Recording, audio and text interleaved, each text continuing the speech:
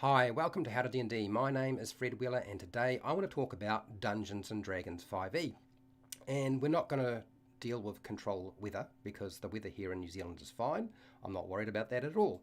No, the topic for today is this is a Dungeons & Dragons 5e spell tutorial. And what sort of stuff, what are we going to cover today? We're going to cover the basics of casting spells. So that's a spell attack. That's the melee and the range. We're going to cover saving throws. I'm going to give you some examples. I've selected 6 spells to demonstrate today. They are all low-level spells, so therefore they're usually going to be spells you would use rather than something you will hardly ever use, okay? And they're easy to demonstrate, which is why I've selected them. I'm also going to cover another aspect to those spells, and that is when's like the right time to use that spell? You know, when is a good time to apply it to your game, depending on the monster you're dealing with. And I would always recommend before doing anything like that is to make sure you ask your monster, can I make a monster knowledge check? So you can figure out what's going on. Now, to make things easy for myself, what I'm going to do is in the starter set, the Dungeons & Dragons 5e starter set, there are pre-made characters. And there's a wizard. I'm using the pre-made wizard at level 1 for all of my calculations, okay? Everything that I use is from that particular wizard. The only difference is I have expanded the wizard's spell list for the purposes of this demonstration. Otherwise, it wouldn't work, okay? Otherwise, it definitely wouldn't work. All right, so let's get started. Let's start with some of the basics around spell casting. Probably, I would say, my favourite part of the game, certainly the most difficult to understand, totally understand when people get confused. I would if I was dealing with Dungeons & Dragons 5e. Yes, I am aware it is not as hard as some of the other versions, but that's beside the point. Okay, so let's start off with the first aspect to spell casting, and that is the spell attack. There are 2 types. There is the range and there is the melee. Now, I'm just going to go spell attack here. So how do we calculate that? It's actually exactly the same whether you're up close or you're at range, okay? The calculation is the same. And the calculation in this case is really simple. It's your spell casting modifier. For the wizard that I'm using, their spell casting modifier is a +3. And I'm going to add that to their proficiency bonus, which is a +2 because they're level 1. So that means we're dealing with a 2 for proficiency and a 3 for the spellcasting modifier, not the score. The score for the wizard is different, okay? It's the modifier, the smaller number, beside intelligence that you would use. If you're using something like a druid, then you would use wisdom. If you're using something like a sorcerer, then you're going to use charisma, okay? It's the spellcasting ability score and modifier that relates to that particular class. And because I'm using a wizard, we use intelligence. So 2 plus 3 equals obviously 5. That means that is the number I will add to a 20-sided dice roll every time I make an attack. Every time I make an attack, that's the number I add. Okay, so that's the first part. Nice and easy, easy peasy stuff. What about if we want to make a saving throw? Now that's a slightly different calculation, but it's the same calculation no matter what sort of spellcasting class you select, okay? So saving throw, and I'll make sure if I can get enough space in here. Saving throw. There are, throw, what was I trying to do there? There are 3 numbers involved, okay? We take the number 8. Don't ask me why the number 8. That is what the designers have decided in terms of the calculation. So the number 8 is the first number that we use for determining the saving throw DC for our spellcaster.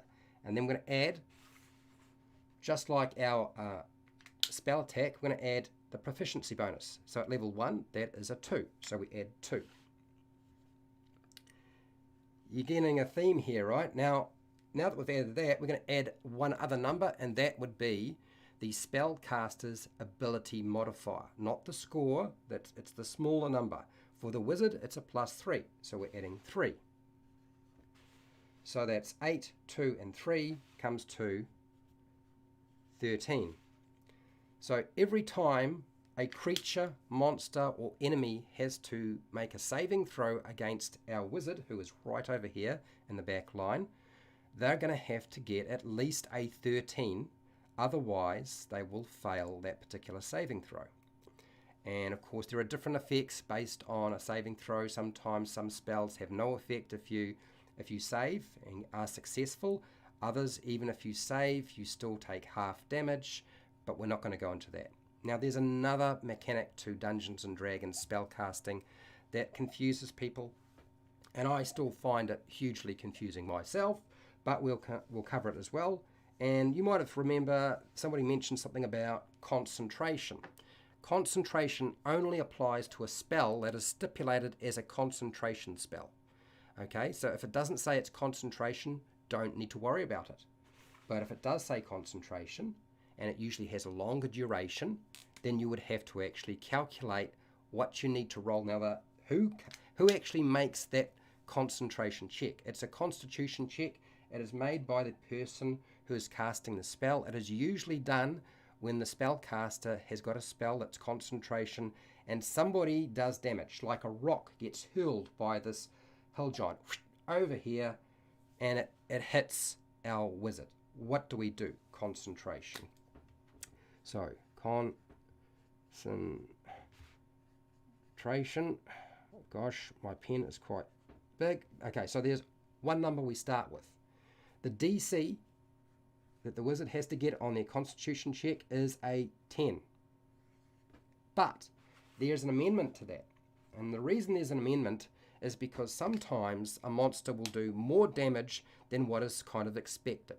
And therefore we're going to take the damage that the rock does. So the rock gets hurled from our hill giant over here. We're going to assume it already hits, so I'm not going to make an attack roll. I'm just going to assume it hit our wizard, and it's going to do some damage. And so what we're going to do is we're going to roll some damage, see how much damage that is, and we're going to halve that. So a hill giant with a rock does 3d10 plus 5 bludgeoning damage. The average damage is 21. This is what is listed in the stat block for the hill giant. Okay, so if we take the average damage, which is 21, here we go, halve that. We're going to round down because we can't really have a percentage. Okay, because it would be 10.5, that's just not going to work. So forget about the 10.5 and just take the 10. So in this case, the two numbers are identical. Because they're identical, you can use either one. Okay, when you're doing this, whichever number is the highest number is the number that you're going to use. So if we were to roll some dice, and I have to be very lucky because I can imagine rolling 3 of these dice and actually getting the number I want is probably not going to happen today, but we'll try to do it anyway. So taking our hill giant, now our hill giant, as I said, with the rock, when it gets hurled, it does 3d10 plus 5. So we find some d10s somewhere along here. There's a d10, there's one. We'll find another one somewhere. Yep, there's another d10. And if I'm really lucky in my little stockpile here, I'll find another d10 and we won't have to sort of freak out too much. Okay, so those are the numbers we have. We're going to roll those, we're going to add them together, and we're going to add plus 5 because that's what the stat box said. Okay, we'll move these out of the way. So we're starting with 5. We're going to add 3 more numbers to that. Pick these up, and I'll put that here, it's a little bit easier. And we'll roll them. Okay, so hopefully I rolled more than average, otherwise it's not going to work out. So I've got a 5 on one dice, I've got a 4 on another, and I've got a 7. Thank you, dice gods, so you made life a little bit easier for me. So we're going to add that up and see what it comes to. So 5 and 5 is 10, 14, and the last number gives us 21. So it's pretty much an average roll, okay? So it would be exactly the same calculation as before. We're going to halve the 21, and it winds up getting rounded down, and it would be a 10. So often you don't need to worry too much about the amount of damage a monster does, but if it does like a critical, that can be problematic because you're you're doubling the dice that you're rolling. Instead of rolling 3 of these, I'd be rolling 6 of them, and that would be significantly more difficult for a wizard to try to actually be successful on a concentration check. All right, I think we've covered concentration. If I need to cover it more, you will let me know, and we will do that, okay? So let's get on to the first of our mini spells we have to cover today. And I want to just ditch that. I'm going to grab my little brown dice here, and we're going to start off with what I think is probably the more fun. I like fire, okay? For those of you who don't know, I like things that, that cause fire damage. It is one of those damage types that tend to be resistant. You know, monsters tend to be resistant to it. So we're going to ditch him. I'm going to bring in a troll, because trolls have regeneration. The thing about a troll with regeneration is you have to do fire damage to stop that regeneration working. So here, hence, Firebolt is a really good spell in this situation. So let's go Firebolt, Firebolt, and we'll turn that way. And I do actually have a little stat block for our troll, which I will put over here. Their AC is not huge. It's only an AC of 15. Okay, so that's what we would have to actually roll to hit the target. So AC equals 15. We have to get 15 or more to strike the target. I want to go over the spell very, very, very briefly. So the spell is 1 action to cast. It has a range of 120 feet. It has a verbal, so you have to speak some words, and a somatic component, which means there's a gesture involved. And the duration is instantaneous, so it happens straight away. So you hurl a mot of fire at a creature or object within range. And it has a long range, so we're not going to have any problem. Each of these squares represents 5 feet, so that's not going to be a problem. It's only about 5, 10, 15, 20, 25, 30, 35 feet away. You make a ranged spell attack against the target. On a hit, the target takes 1d10 fire damage, and flammable objects hit by the spell ignite if it isn't worn or carried by some sort of creature or monster or whatever. Okay, so it's really good for setting things alight, but it can't set everything alight. For those of you who are thinking, oh, I can set alight the bag that monster's carrying. No, you can't really do that, but you can certainly target the monster. That's not a problem. Now, the spell does scale up with time. I do have a video already on Firebolt for those of you who are unsure how the spell works, but we're going to cover it anyway. So we need to make a spell attack. Now, remember I said the spell attack for this wizard, which is over here, is a 5. So we go 5. And we don't want that dice there. Now, normally I would roll both dice at the same time to save time. It just saves time rolling both dice. But because we're sort of breaking it up, this is the attack side. We are targeting our troll. Now, if you're worried about cover, so if, say, for example, you've got something in front of you that's quite big, just move so you've got a clear line of sight. Okay, that's often one of the things that trips people up is line of sight with attack rolls. And even a spell attack at range can be problematic. So you still got to deal with cover. So that's a clear shot. Okay, we don't have to worry about anything now. So roll your dice. 20-sided dice. I rolled a 12. So we take that 12. And we have 5 plus 12 comes to a 17. So 17 is greater than or equal to the armor class of our troll, which only has an armor class of 15. So we are successful. We hit the target. That means we get to do some damage. Now, what's the damage at level 1? It's only one of these. Now, I know people will ask me, do I add my proficiency bonus to damage? Do I add my spell casting modifier to the damage as well? No, it's a cantrip. It's a very, very basic spell. Firebolt is not really designed for you to be able to use your spell casting modifier. Okay, it doesn't work that way. So I've got a 10-sided dice. I'm going to roll that. Whatever I roll on the dice, that's how much damage I do. So I rolled a 9. I don't know if you can necessarily see that. So I do 9 fire damage. Okay, and the troll, fortunately, will take all of that because it's not resistant to fire. and it will stop it regenerating during that round, which is hugely useful. Some of the applications and problems with Firebolt: try not to use Firebolt against something that you think might be resistant or immune to fire. It's not really a good idea. It's a good all-round spell. It's got a good range. It does a significant amount of damage for a cantrip, really, so it's not the best damage, but it's all right. And you can ignite stuff. That's probably the biggest aspect to Firebolt, is you can actually set things alight. Can be really useful when you need to create a bit of a distraction or chaos while other people are trying to escape. Because escaping, as you may have already discovered in Dungeons & Dragons 5e, is very hard to do. So make it a bit easier for yourself and start a fire. Okay, so the next one I want to cover is a bit of a favourite too. I know a lot of people really love this spell. I'm not really hugely interested in this spell myself. I don't use it a lot. It's one of those things that I think other people have attributed too much usefulness to, when in fact it is very situational, and that is Ray of Frost. So we'll get rid of this, and we're going to write down Ray of Frost. Ray of Frost for you is yet again one of those spells that use a spell attack. So Ray of Frost. And we're going to target a different type of creature, so we'll get rid of the troll. Bye-bye, troll. Thank you for your help.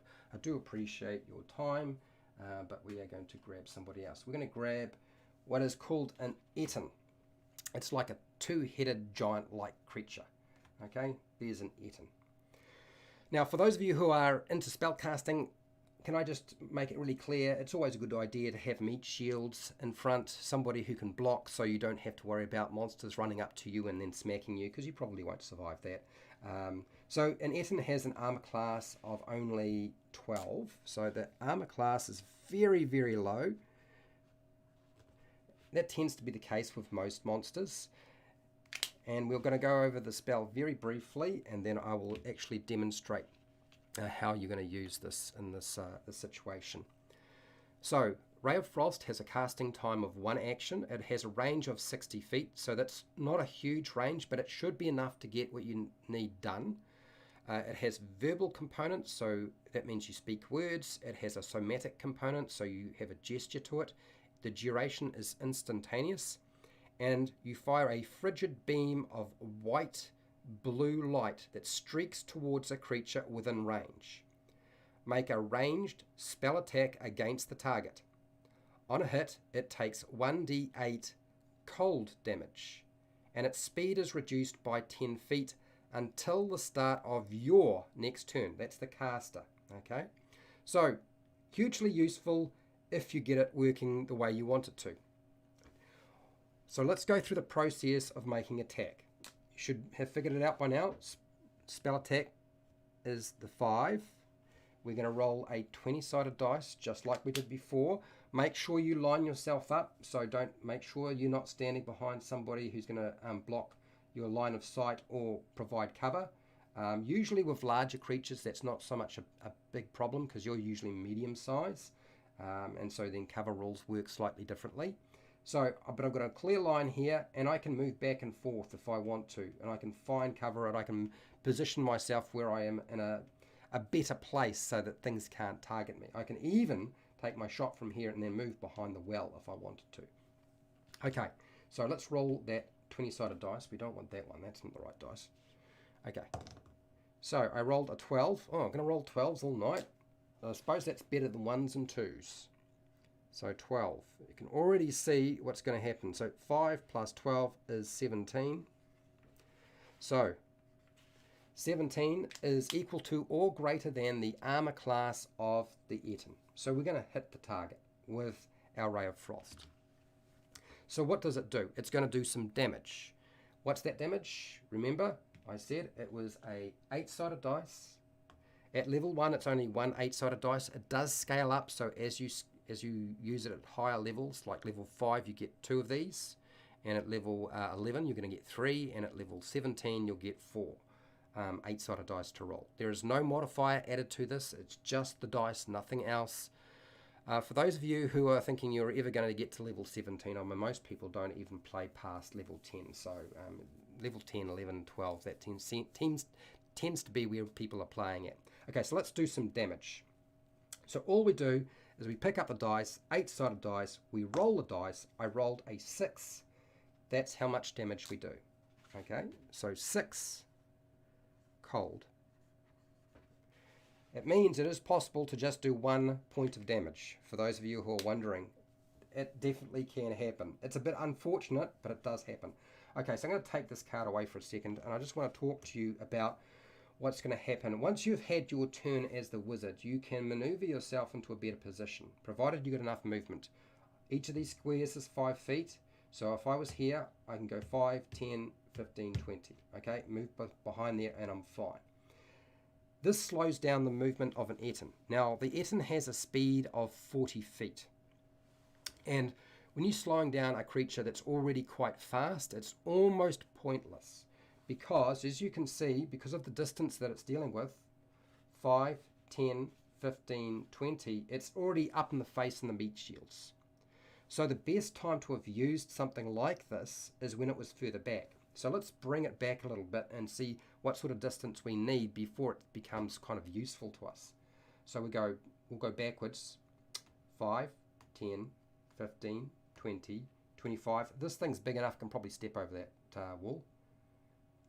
25, 30, 35, 40, 45, 50.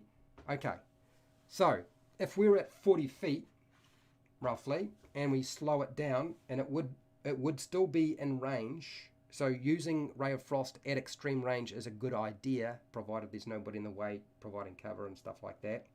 And with big creatures, not so much of a big deal. But slowing it down by 10 feet, instead of 40 feet of movement, it would have 30 feet. So 5, 10, 15, 20, 25, 30. Now you might classify the wall as difficult terrain for the creature, but you might decide that it's actually got such a large step that it doesn't need to worry about it. Okay, so it's actually better to use something like Ray of Frost when the creature is actually relatively slow, they're a long distance away, or you are sort of desperate to try to escape, and the only way you can think of is to actually cast this so that you have a better chance of escape.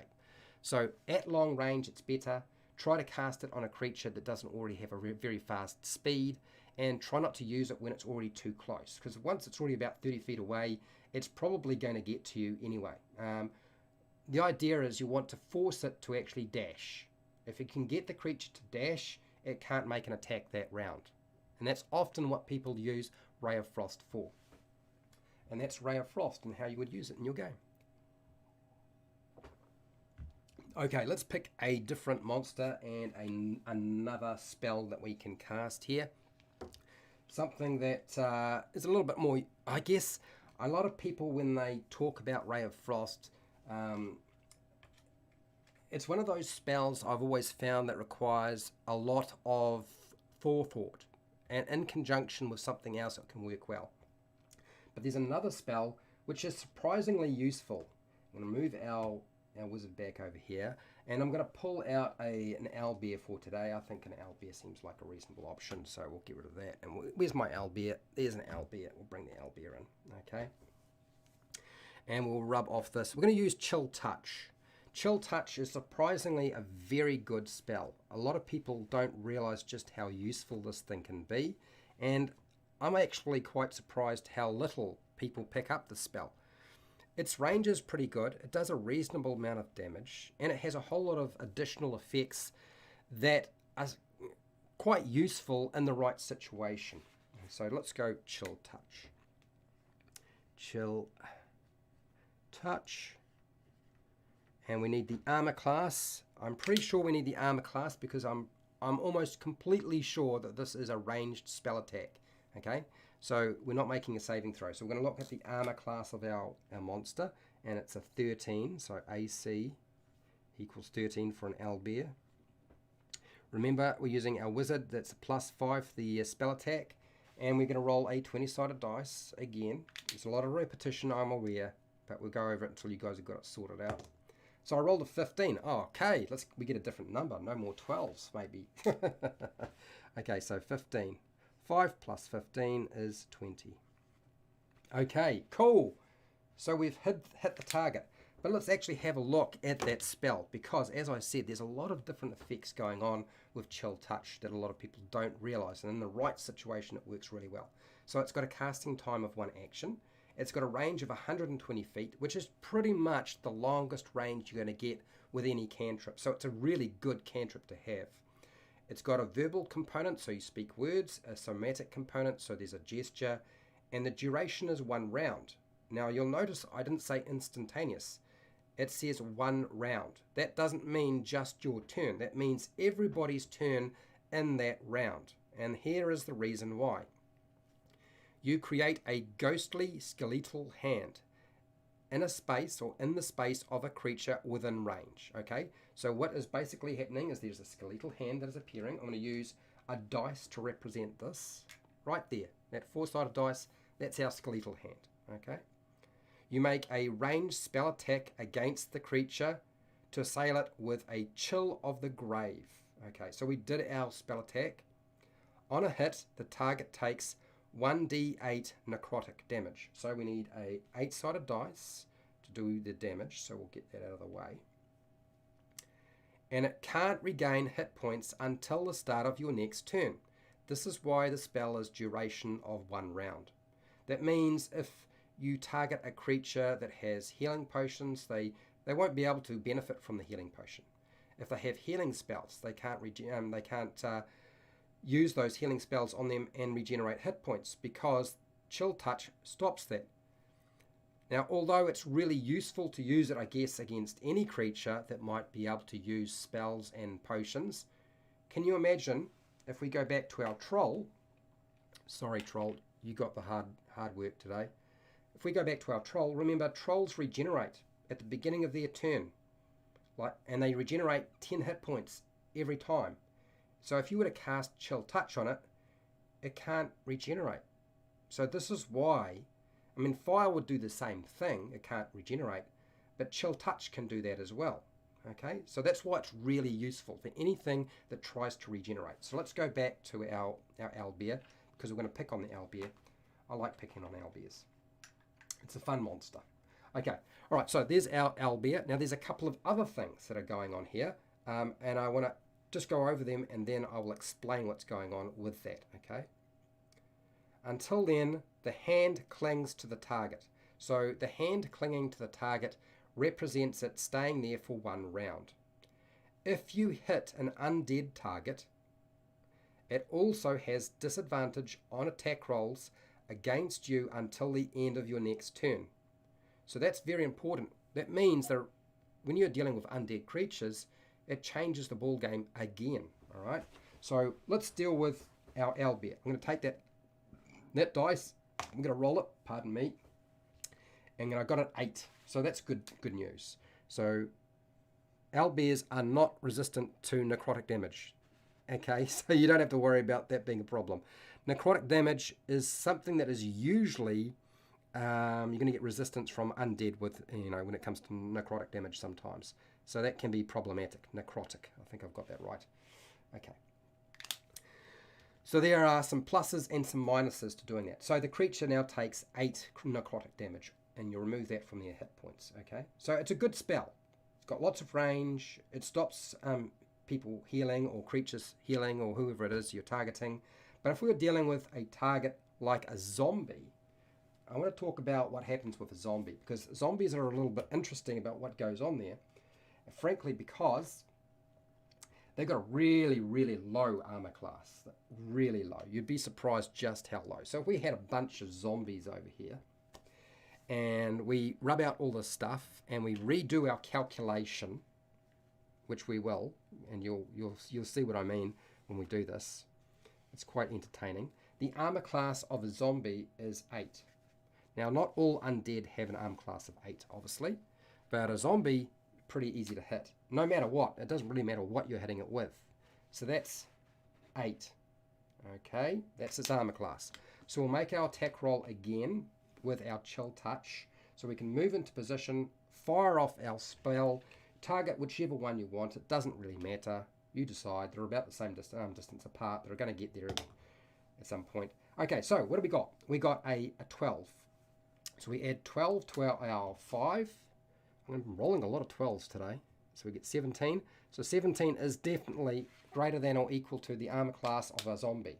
So the zombie that we hit is hit. And it's going to take some damage, necrotic damage. So we're going to roll that. And okay, I rolled a 7. So 7 necrotic. I don't want to put down the whole word, but I'll just put N for now. So you've got the idea. Now, when it comes to what sort of damage types are zombies actually immune to? They're immune to poison, but not necrotic. So therefore, you don't have to worry about it. But there are undead creatures that are resistant or immune to necrotic damage. So you've got to be aware of that. Now that we've hit the target, it's done its damage. It can't regenerate. But when we get round to the zombies, getting up close and they get to make their attacks, 1, 2, 3, 4, and they move pretty slow. They're only 20 feet, okay? 5, 10, 15, 20. So this one, let's say, I'll just forget about him for now. So sorry about that. So one zombie gets up there, they move their 20 feet, and they make their attack. And instead of getting to make their attack as they would normally do with rolling one 20-sided dice and adding, in this case, their attack modifier is not that huge, okay? It's pretty poor, actually. It's only a +3. Instead of rolling one dice, they have to roll 2 dice because chill touch lasts for a round, and it would still be in effect once it moves up to you, your fellow colleagues, and it would get to make an attack at disadvantage. Now, I've covered disadvantage in the past. You roll 2 dice, and you have to take the lowest result. So instead of getting to take the 12, I get to take the 10. 10 plus 3 is 13. It significantly improves the chance that they can't actually do any damage. Now, zombies don't really do a lot of damage anyway, so it's not a big deal. But you can apply that to a lot of different creatures, not just a zombie, okay? Hence, quite useful to get disadvantage from an undead creature. All right, so let's get rid of the zombies. We've covered chill touch. Now, when's the best time to use chill touch? Well, chill touch really works best, as you can see, to stop regeneration from trolls and anything else that regenerates, but also to deal with undead because of the disadvantage that they wind up having to deal with. All right, let's ditch that. We don't need that there. And I'm moving my way through. Okay, so let's pick another creature and a different spell. Ooh, we've covered at least 3 so far. Poison Spray. Poison Spray is a spell that actually I don't use that much. I feel bad about that, and it's probably because Poison Spray is one of those spells that actually requires a bit of skill and forethought, and you've really got to wait until they're very close because its range is very, very short. It's not as long as some of the other spells, okay? Therefore, not so useful all the time, but in the right situation can be useful. So Poison Spray. Okay, there's Poison Spray. Now, let's just go over the spell very quickly, and I want to bring in this creature. This is a Akeg, and there's the little card for it. So how does Poison Spray work? Basically, with Poison Spray, it's a casting time of 1 action. It has a range of 10 feet. You can see that's only 2 squares on the grid. It's got to be very close. It has a verbal component, so you speak a few words, a somatic component, so there's a gesture to it. Its duration is instantaneous, so it happens straight away. You extend your hand towards a target you can see within range and project a puff of noxious gas from your palm. The creature must succeed on a constitution throw or saving throw or take 1d12 poison damage. So it does a lot of damage, but you have to get really close. And that's where the problem lies with this spell, is you have to get really close, okay? So I'm going to demonstrate this. Remember, the DC the creature has to get is a 13 because we calculated that for our wizard. That's the DC they need to get. And instead of the wizard doing the dice roll, the monster is going to be doing the dice roll. So your wizard doesn't have to do very much. You sit back and let your dungeon master do all the hard work this time. They have to pick up the dice, throw them, and hopefully be successful. Otherwise, bad things will happen. So what is the actual Constitution saving throw for an ACEG? So the first thing you'll notice is there's no saving throw on the stat block. So what you want to look for is the Constitution score, and then there should be a modifier. Now the modifier for the ACEG is a +1. So that means all we're doing is rolling a 20-sided dice and adding +1. So that's pretty easy calculation. So 1 plus whatever we roll on the dice, and we'll do that now. I rolled a 14. Okay, so 14 plus 1 is 15. So I have to get equal to or greater than the DC of 13, which I did. So that means that that creature takes no damage. Okay, they are successful. They don't have to worry about it. Really, really useful. What if I rolled lower? Because we want to do some damage as well, right? Need a demonstration where there's actually some dice rolling for damage as well. So I rolled a 3 this time to make an attack. Now the thing is, I can't target it unless it's close enough. So back here wouldn't have worked. It has to get right up in your face, and that's still not close enough. Okay, you see where the wizard is? 5. That's 15 feet away. I actually have to be here. That means it's really important to one, either be behind somebody and then move out and around. Any kind of creature that has a range to them, in other words, has a range of greater than 5 feet, is a problem for poison spray because you have to get so close. Okay, but if you've got a little gap and you've got your fellow adventurers blocking, then you can shoot between. Now I can target it here, but I can't target it here, couldn't target it over there. Okay, so you have to be really, really close for it to be effective. So this time it failed. Okay, because I rolled a 3, add 1, comes to 4. That's a big, that didn't work out well at all. So how much damage do we do? Well, as it happens, it's a big dice. It's the big one. You very rarely get to roll this thing, and this is one of those spells where you do. Now it scales up. As you get higher in level, you will get more dice that you can roll at level 5, level 11, and level 17. So we're only dealing with a level 1 wizard. So I rolled 12.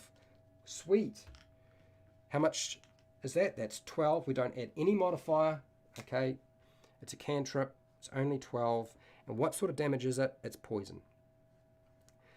I don't really quite understand the nature of poison, because I would have thought that when you do poison damage you would also wind up with the poison condition, but that does not necessarily mean that it's going to happen in the game of Dungeons and Dragons 5e. Some things can do poison damage and not impart the poison condition. Please do not get upset with me. It's the designers. I personally don't think it makes any sense either. Okay, don't give your dungeon master a hard time. It does 12 poison damage. So this particular creature is not resistant to poison damage, which is fine. It's going to take all of that, and you've hit your target. So when's the best time to use something like poison spray? It really requires a smart player. As you can see, you've got to be very close. You've got to have a meat shield in front of you. You may find that you're dealing with, in some cases, you might find that you're dealing with cover, and something like this spell, which is a Constitution saving throw, it really isn't going to be affected by cover. So you don't need to worry about somebody standing in front of you when you cast the spell. Okay, you can do that. It's only going to be the dexterity saving throws that are affected by cover. Okay, and yes, your fellow allies can provide cover to a monster, so you just need to be aware of that.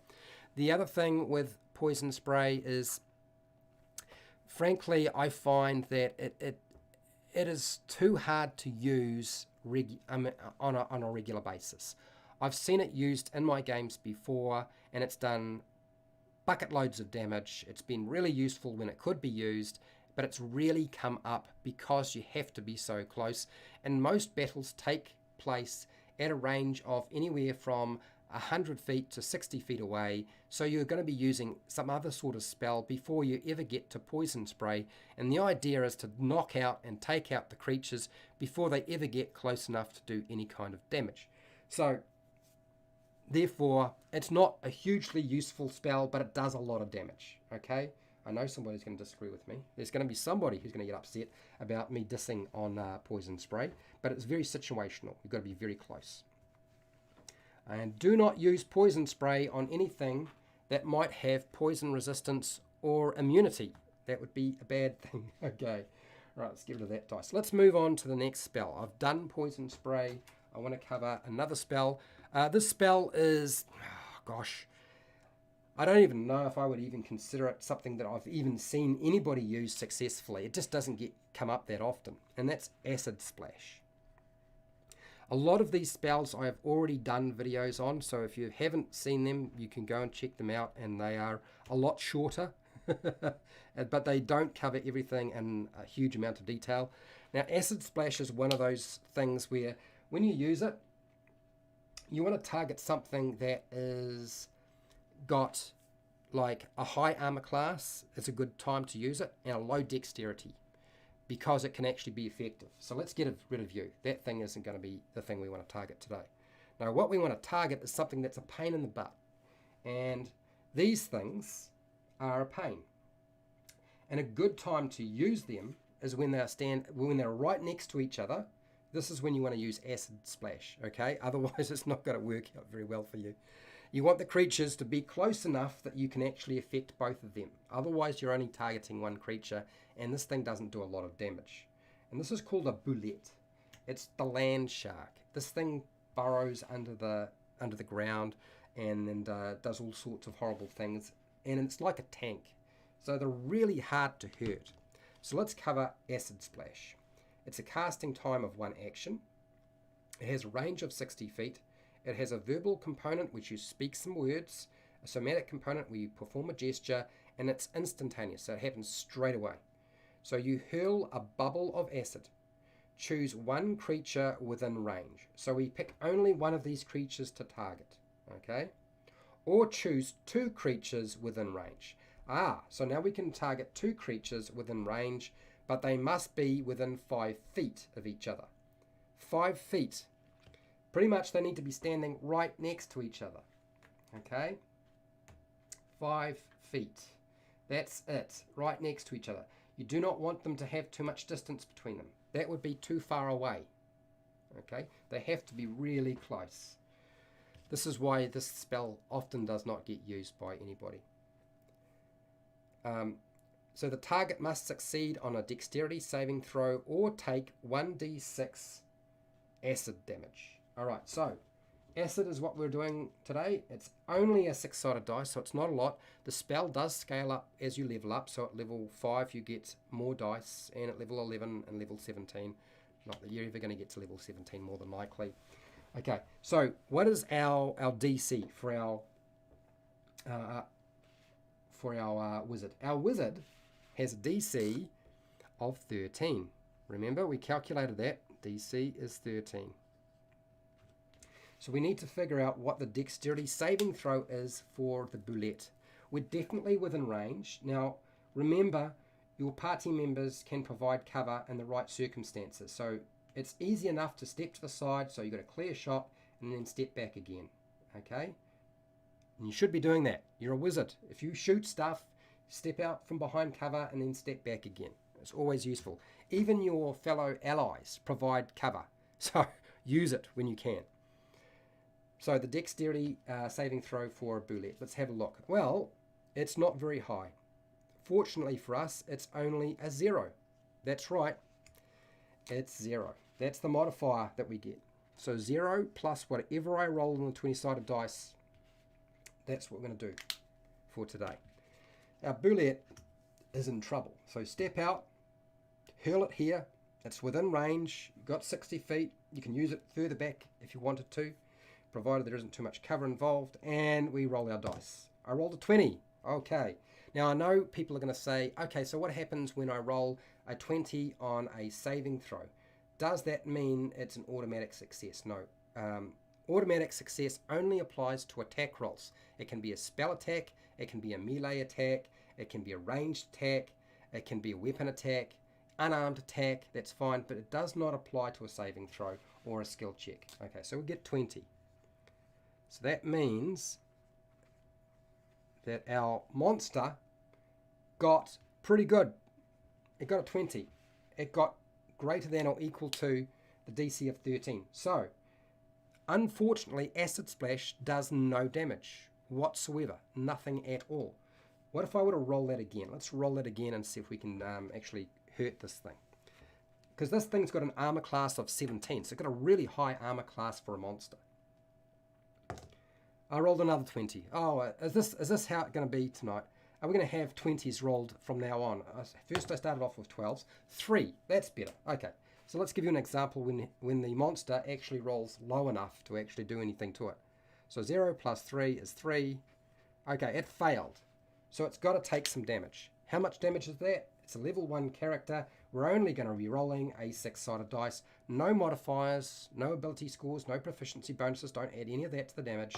Roll my 6-sided dice. That's all I do. So you can see, with something like Acid Splash, it's not a lot of damage. 3 damage. Acid. The monster, fortunately, is not resistant or immune to acid damage. So it's going to take all of that damage. But the thing is, and the great part about it is, that even though I only rolled a 3, I can affect both of these creatures. So if both bullets take 3 damage, this one takes 3 damage, and because it's so close, the other one also takes 3 damage. Okay? So hence, a really good spell to use. Alright, in the right circumstance. As I said, really only useful against low dexterity monsters who are standing in a cluster. If they cluster up, then you can use it. Alright, so let's get rid of that because I think we've covered Acid Splash sufficiently.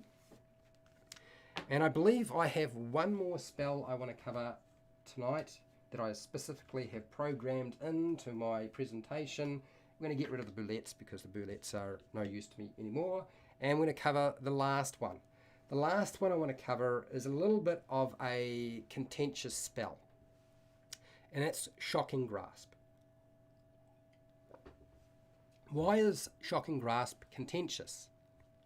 The reason I find it really not that useful is that something like Shocking Grasp requires you to be extremely close, okay?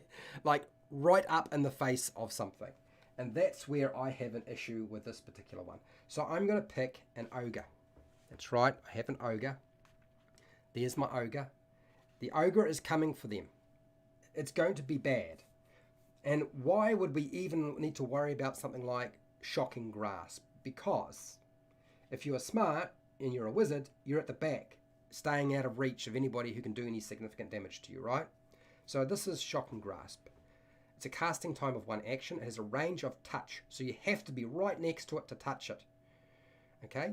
It has components verbal, so you speak few words. It has a somatic component, so you perform a gesture. It has a duration of an instantaneous, so it happens straight away.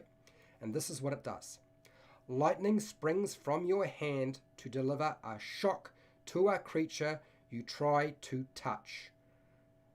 Make a melee spell attack against the target. You have advantage on the attack roll if the target is wearing armor made of metal. Well, this creature is not wearing metal, so you will not have advantage. On a hit, the target takes 1d8 lightning damage. It's a 8-sided dice. And it can't take reactions until the start of its next turn. It does scale up. So at level 5, you'll get 2 of these 8-sided dice, and at level 11, you'll get 3, and at level 17, if you ever get there, you're going to get 4. Okay? So that's nice, I guess, but most cantrips do scale when they're doing damage. So let's have a look at this situation, how this might be applied. Okay, I want to move this card over here for now, and I want to demonstrate just what's going on here, and you'll see what I mean with regard to why it's a problematic spell. So Shocking Grasp. And yes, I have already done a spell video on this. So if you do want to check out the shorter version, you can. But I am going to go into some of the more detailed aspects of this particular spell. Now, it's a melee spell attack. So that means that our wizard has a 5 for their spell attack. We're using that number. It means we're going up against armor class, and ogre has a very low armor class, so it's an armor class of 11. So there we go. Lovely. Isn't that wonderful? We've got that all figured out. We'll just push that over there so you can have a better view of what's going on. So how does this work? So here is our situation. Maybe our ogre's further away. Well, you can't use it unless you're close enough. So maybe the ogre gets closer, up here, for whatever reason. How would you use this? Now, this is one of those creatures that fortunately has only got a reach of 5 feet, which is good for some spells, but I'll show you where the problem lies. When it's your turn, and while the meat shields are holding back the ogre, you're going to use Shocking Grasp. The only way to do that is to get close enough to it. Yes, you could apply Shocking Grasp through a familiar. If you have a familiar, you could cast it through that, and you do that with an owl because it has flyby. Okay, if you use flyby, you don't have to worry about provoking attacks of opportunity. Otherwise, that familiar is going to get absolutely destroyed. It will not survive. It will get trounced. So if you don't have a familiar and you want to cast a spell, you have to move up to the creature to cast it. Can you see the problem with doing that with a wizard who has like very few hit points and a very low armor class? Okay, they're squishy. Now you roll your 20-sided dice and you pray that you get the number you want. I rolled a 12. Lucky for you. Okay, so I get a 12. We add that to 5, that's 17. So that's successful. We hit the target. Yippee skippies. All right, we're going to do some damage, lightning damage. So we get rid of this dice. We didn't have advantage because no armor being worn. And it's an 8-sided dice for the lightning. And we rolled a 4. Okay, so that's how much damage our ogre takes. 4 lightning. There we go. 4 lightning. And ogres aren't resistant or immune to lightning damage. Now, you can now move away without having to use your action, because you don't have an action left, to disengage without provoking an attack of opportunity. You don't have to worry about that because you hit the target. If you didn't hit the target, you would be in trouble. Okay? You can now move away and it can't attack you. Okay? That's the benefit of using something like Shocking Grasp. But you have to hit the target. If you don't hit the target, it's a problem. And that's where I have issues with this spell. Because now I can move away because I did hit the target. What if I hadn't have hit the target and I had moved forward? That means I'm right in the line. An ogre has a choice between armored cleric and low armored barbarian or fighter, or the squishy looking, small, puny looking wizard. Kill the wizard first. Yeah. So Shocking Grasp is not the sort of spell you use to move forward and attack with. The only time that Shocking Grasp is potentially useful is when you're dealing with somebody who has armor and you get into a situation that looks a bit like this. So let me demonstrate what I mean. He went down, they went down, this one ran away, this one went down, and the wizard's on their own, and they're dealing with the ogre because there's nobody else there. This is the time when you would use Shocking Grasp in desperation to try to survive, because unfortunately the ogre has a speed of 40 feet, and you only have a speed of 30 feet, so it's always going to be able to move up to you and attack. Even if you disengaged, and it had 30 feet, it would still be able to move up to you and attack. So you don't want to really be just moving away and provoking an attack of opportunity, because an ogre can do a lot of damage. This is why I don't like it. This is really the only time that Shocking Grasp is useful, is to get out of dodge and pray that you score high enough that you can leave its range without taking an attack. And really, again, it's still only useful if there's somebody who can block and stop them from pursuing you. So therefore, I do not like Shocking Grasp. So let's get rid of the Ogre. Let's bring in somebody who has armor, because armor makes a big difference.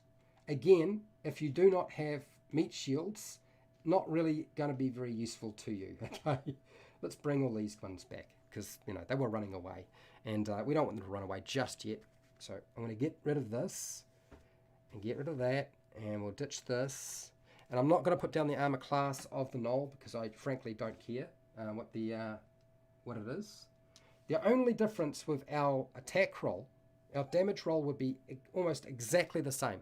The damage doesn't change with Shock and Grasp against armor. The only thing that changes is how many dice you get to roll when you make your attack. So I make my attack, I roll 2 dice, I take the highest result. So you increase the chances of being successful. I rolled a 2, whoops, I rolled a 2, and I rolled a 14. So I get to add 14 to the 5. 14 and 5, it's 19. Okay, 19 is a pretty good strike. Chances are you're going to hit your target. Okay, and the only time I would do that is if the Gnoll decides to go right through the meat shields and get to you. This is probably the only time when you're too close and there wasn't enough of a barrier between you and the target. So that's probably the only time I would consider using Shock and Grasp. So really useful against armored enemies when basically the wizard has messed up, or the party has pretty much been decimated, and you're in desperation and you can't afford for them to make an attack of you on your character, even if it's an opportunity attack. But it doesn't solve the problem of them attacking later on. This is why I do not like the spell. I frankly think it is a big waste of your time, unless of course you plan to get into trouble often. If you plan to get into trouble often, maybe it would be a good option. Okay, so that's everything I have to cover for today. If you found this useful, fantastic. I have actually hundreds of videos on Dungeons & Dragons 5e for players and Dungeon Masters. There's a series of videos on spells and how to cast specific spells. You can go and check those out as well if you want to. Bunch of them. If you want to support the channel so I keep doing video content like this, you can do that through Patreon. The Amazon affiliate links down in the description. You can also use the merchandise shelf and buy some merch if you want, or just watch my videos, that's fine too. Make sure to share, like and subscribe, hit the bell button to be notified when I go live and when I publish new videos. And hey, till next time, keep rolling those 20s.